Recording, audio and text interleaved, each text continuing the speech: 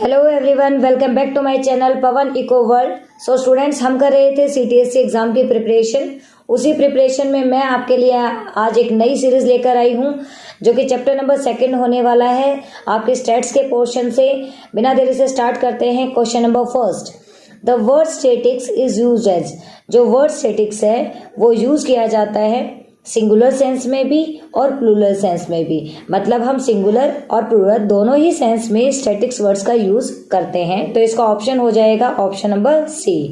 Question number 2, the proper use of statics can be made by. अगर मैं कहूँ कि प्रॉपर यूज स्टैटिक्स का कर सकता है तो वो होगा एक्सपर्ट।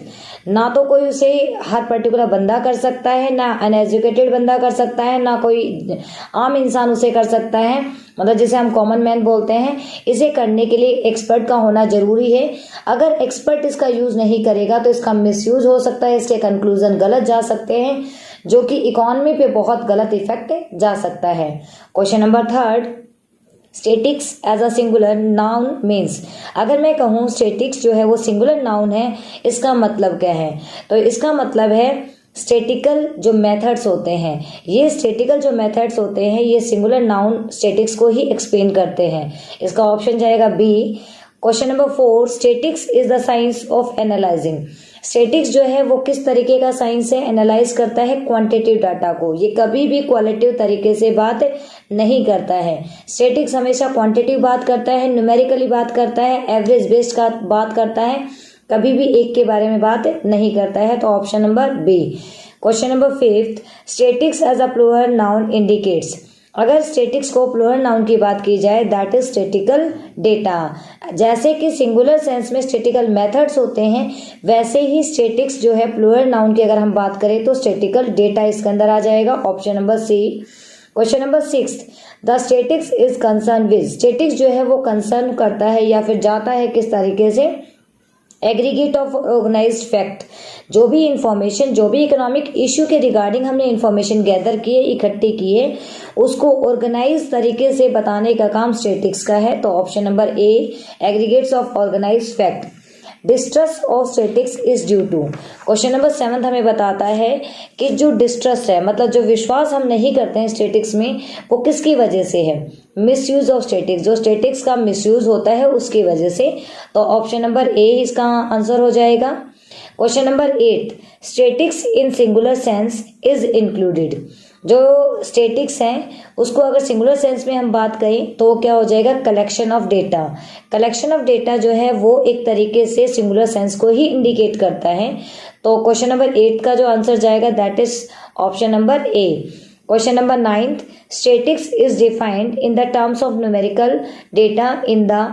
अब जो स्टैटिक्स है अगर वो न्यूमेरिकल डेटा है तो उसको किस में डिफाइन किया जाता है?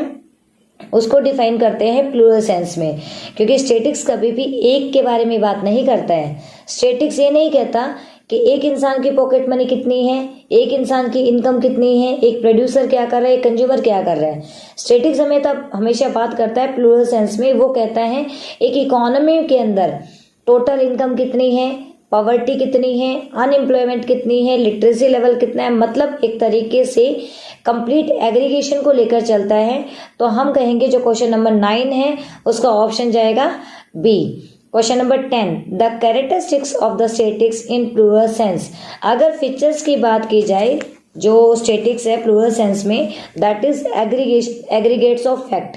जितने भी डेटा है जब हम उनको इकट्ठा कर देते हैं वो एग्रीगेट ऑफ फैक्ट बन जाता है।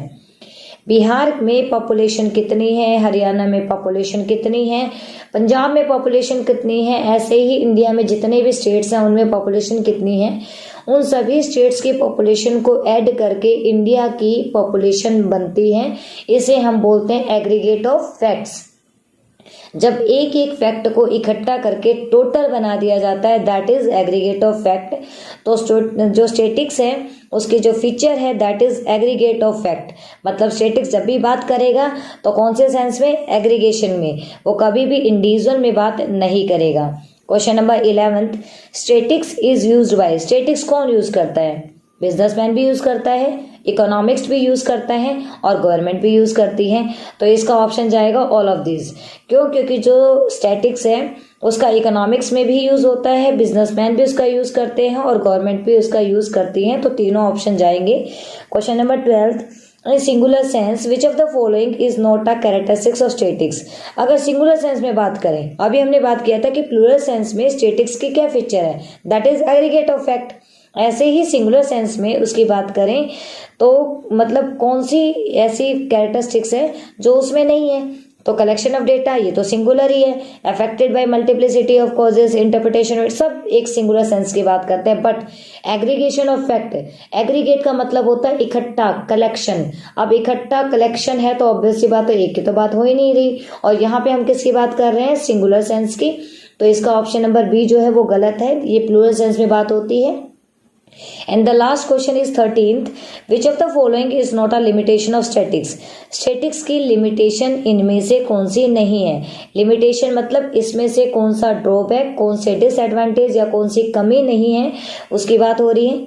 Statics can B misused, statics का यूज गलत तरीके से किया जा सकता है, बिल्कुल ये तो लिमिटेशन को दिखा रहा है। सेकेंड है statics does not study quantitative phenomena, statics जो है वो क्वांटिटी फिनोमिना को नहीं दिखाता, ये बात गलत है। क्यों? क्योंकि स्टैटिक्स बात ही करता है क्वांटिटी में, बात ही करता है न्यूमेरिकल में, कभी भी वो इंडिविजुअल तरीके से बात करता ही नहीं है। तो क्वेश्चन नंबर 13 का जो आंसर है वो जाएगा ऑप्शन नंबर बी। इसी का जो हम सी है वो भी डिस्कस कर लेते हैं। Statical laws are not exact, जो स्टैटिकल लॉ होते हैं वो एग्जैक्ट नहीं होते हैं, ऐसा नहीं है। जो लिमिटेशन अगर हम बात करें तो ये भी इसका गलत है।